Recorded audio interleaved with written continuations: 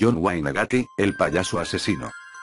No se sabe qué produjo más espanto a los ciudadanos del Chicago de hace 24 años. Si el hecho de que 33 jóvenes hubieran muerto salvajemente torturados, o el de descubrir que su asesino era uno de los vecinos más amables, caritativos y respetables del lugar.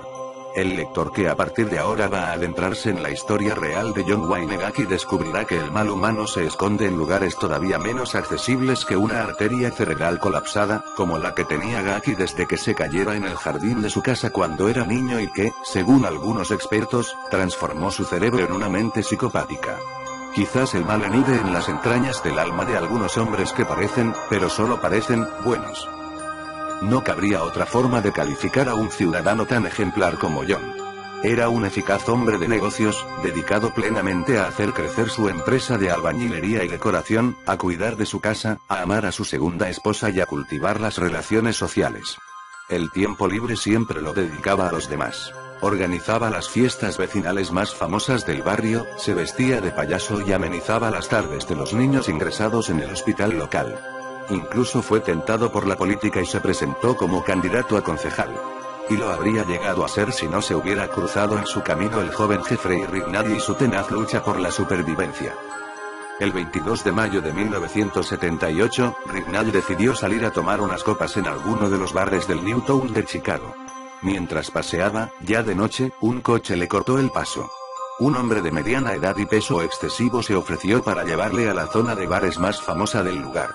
Rignall, osado, despreocupado, acostumbrado a viajar haciendo autostop y, sobre todo, harto de pasar frío, aceptó la invitación sin sospechar que aquel hombre, en un descuido, le iba a atacar desde el asiento del conductor y a taparle la nariz violentamente con un pañuelo impregnado de cloroquino.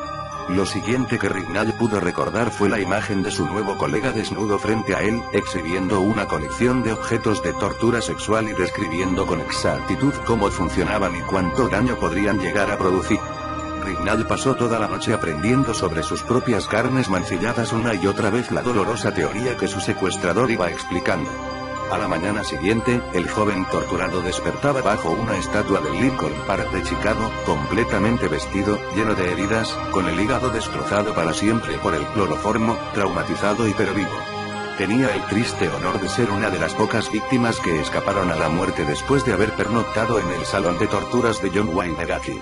En solo 6 años, 33 jóvenes como él vivieron la misma experiencia, pero no pudieron contarlo. A veces, el camino hacia el mal es inescrutable, se esconde y aflora, parece evidente y vuelve a difuminarse. Toda la vida de Gacy resultó una constante sucesión de idas y venidas. Fue torpe en los estudios, se matriculó en 5 universidades y tuvo que abandonarlas todas. Sin embargo, terminó su último intento de estudiar ciencias empresariales y se licenció con brillantez. Hasta llegó a ser un hábil hombre de negocios. Se enroló en cuantas asociaciones caritativas, cristianas y civiles pudo, pero mantuvo una oscura relación con su primera esposa, llena de altibajos y cambios de temperamento. Tuvo 2 hijos a los que amó y respetó, sin que eso nublara un ápice su eficacia para atraer y matar a otros adolescentes. Resulta, incluso, paradójico que un hombre obeso y aquejado de graves problemas en la espalda fuera capaz de atacar, maltratar, matar y enterrar a jóvenes llenos de vigor. Pero lo hizo una y otra vez, hasta en 33 ocasiones. Gacy fue sentenciado a 10 años de prisión en la penitenciaría de Iowa.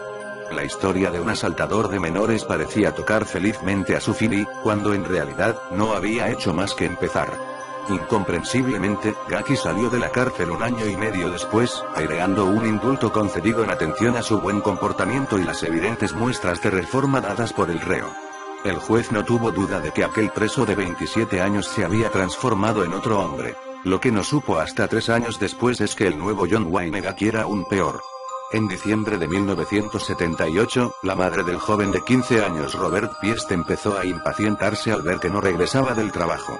El chico se ganaba un dinero extra ayudando en una farmacia, y estaba a punto de entrevistarse con un tal Gacy que le había ofrecido mejorar su situación si trabajaba como albañil para él. La desaparición de Robert fue puesta en conocimiento del teniente Cozenzat del Departamento de Policía de Des Plaines.